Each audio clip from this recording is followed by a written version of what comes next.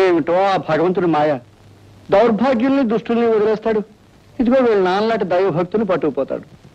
దౌర్భాగ్యులు దుష్టులైతే అక్కడ తనకేం ఆశ్రయపడతారని భయం అండి.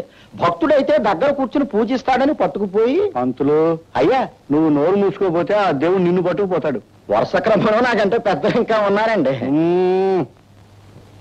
అమ్మా రాధ, నువ్వు చిన్నపిల్లవి, నీకొచ్చిన కష్టానికి నా గుండె కరిగిపోతుందమ్మా. మా అయ్యగారు గుండె ఆవు నెయ్యి ఐసు మొక్క, పాపం కరెక్ట్ ఏమవుతుంది. చూడమ్మా, నువ్వు ఒంటరిగా ఇంట్లో ఉండడం నాకు ఇష్టం లేదు. పదమ్మా బయలుదేరు.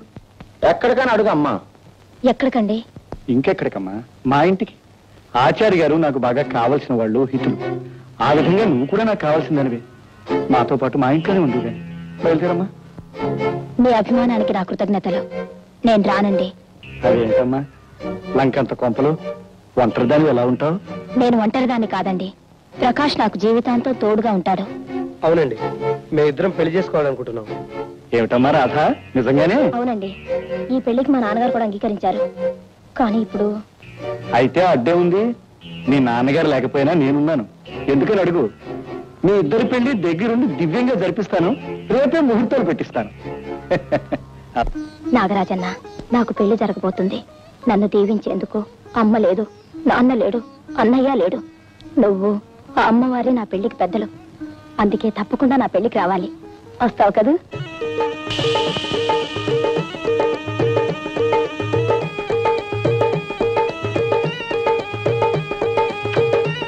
నాగరాజన్న, నాకు తెలుసు ఈ చెల్లి పెళ్లికి తప్పకుండా వస్తావని.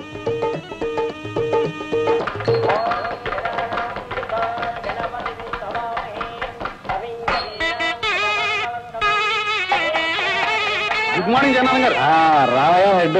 అబ్బా, అమ్మోరు సంబరంలో పీరు సాహిబ్ లాగా పెళ్లి పందిట్లో పోలీస్ బట్టలతో వస్తామని దంగ పెట్టుకున్నానయ్యా. సవ్యంగా వచ్చావు, నాకు చాలా ఆనందంగా ఉంది. మీ పెళ్ళినంత ఉత్సాహంగా జరిపిస్తున్నారు, ఏమిటో కదా. ఇలా జరపడానికి మీరు రూల్స్ ఒప్పుకోవా? ఆచార్య గారు అమ్మాయి పెళ్లి జరిపిస్తూ చాలా మంచి పని చేస్తున్నారు జగన్నాథం గారు. నేను చెప్పాను, మత్తిలో నేను చెప్తున్నాను. ఇది నిజంగా మహానుభావుడు రుణం తీర్చుకోవటం అనుకోండి. ఏమిటోనయ్యా, యథాశక్తి నాకు చేతనైంది చేస్తున్నాను. అయ్యా, పెళ్లి పందిట్లో తుమ్మకూడదని శాసనం ఏమి లేదు కదా. శాసనం ఏమి లేదు కానీ తుమ్మడం చండాలం. తుమ్మామంటే ఆడవాళ్ళని పిలిపించి ఆడచెప్పుతో కొట్టించేస్తాను. దూరంగా నిలబడి.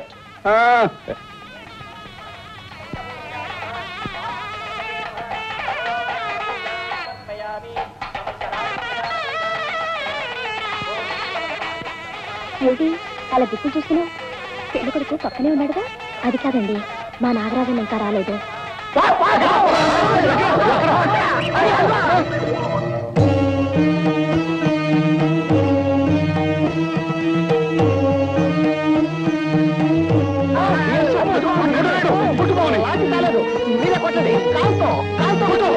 ఎవరు ఏం భయపడకండి. ఆ పాము నా నాగరాజన్న. నా పెళ్లికి నన్ను దీవించడానికి వచ్చింది. నాగరాజన్న, రా నాగరాజన్న.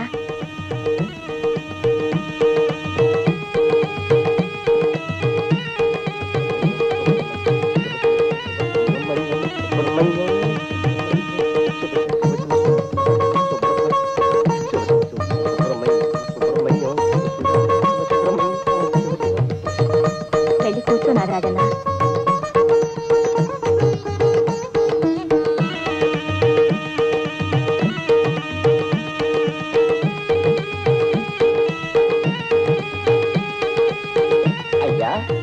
పావులు, తేళ్లు, జెర్లు తమతో సమానంగా కూర్చోవడం ఏంటండి కర్మ. నువ్వు నోరు మీ, అది విందంటే నువ్వనుకుని నన్ను కాటేస్తుంది. నేను చచ్చి ఊరుకుంటాను.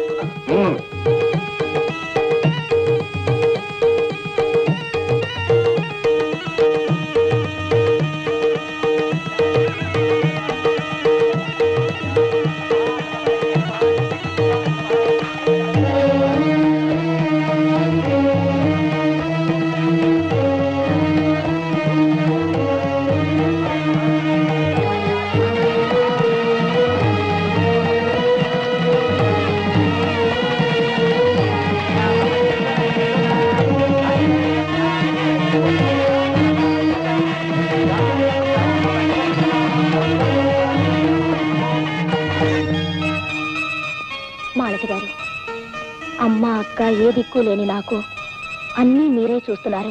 నిజంగా చూడు రాధా, నాకు కృతజ్ఞతలు చెప్పడంతోనూ నన్ను పొగడ్డంతోనూ ఈ రాత్రి వృధా చేయకూడదు. అవతల గదిలో మీకోసం అబ్బాయి గారి విరహంతో బాధపడుతుంటారు. పద పద.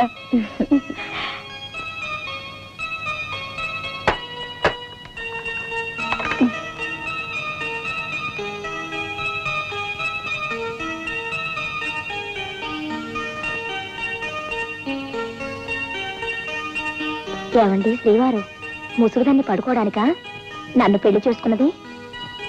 దొరగారు, దొంగ నిద్ర ఆపి లేవండి.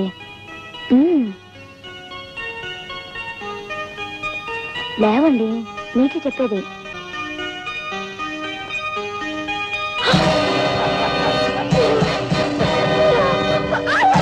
నేనే, సాక్షాత్తు నేనే, ఊరంతా గౌరవించి మహానుభావుడు అనుకుంటున్న జగన్నాథాన్ని ఇవాళ నీకు మేలు చేస్తాను.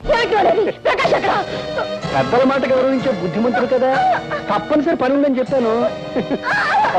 వాయిదా వేసి పట్టణం వెళ్తున్నాడు. ఈ రాత్రి నిన్ను నన్ను ఎవరు ఇబ్బంది పెట్టరు.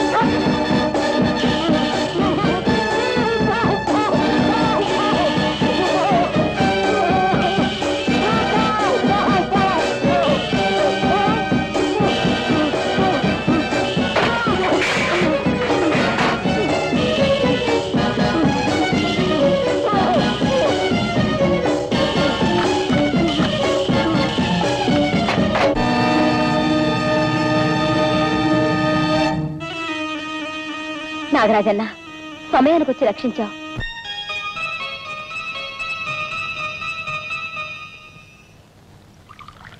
అసలు భయంకర చచ్చిపోయిందంటే అయ్యగారు ఎన్నుముకి ఇరిగిపోయినట్టే. కాసేపు ఆ కుక్కగోలాపు. అసలే నా మనసు ఆందోళనతో చిందరవందరగా గందరగోళంగా ఉంది. ఎందుకని అడుగు. అడగడం దేనికండి? అయ్యగారు పిల్లతో మధ్య చేయబోయారు, పాంపులు దాపరించింది. అసలు అది కరవకుండా ఎందుకు ఊరుకొని చెప్పమా? ఉప్మా అంటే చెప్పు తీసి కొడతాను. ఏంటో నీ ఉద్దేశం? ఆ పావు నన్ను కరవాలనా? అది కాదండి, అసలే అది తాచుపాం కదా, పగబడితే కాటు వేయాలి కదా. ఆ కార్యక్రమం మరో రోజుకి కన్నా వాయిదా వేసుకుందేమోనండి. ఏంటో నీ ఉద్దేశం? నన్ను భయపెట్టాలని చూస్తున్నావా?